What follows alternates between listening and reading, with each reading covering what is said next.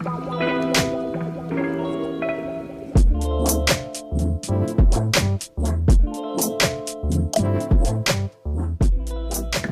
banana fiber, vitamin C, colostrum.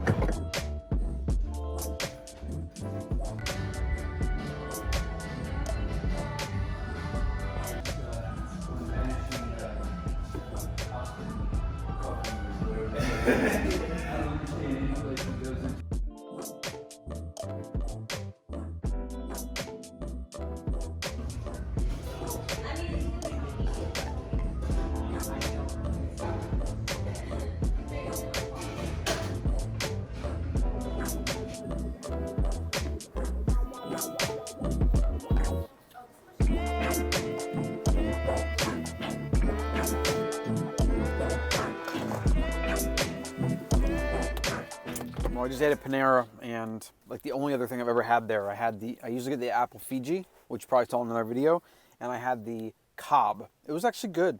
The green goddess dressing is probably one of the better dressing options as well. It was good.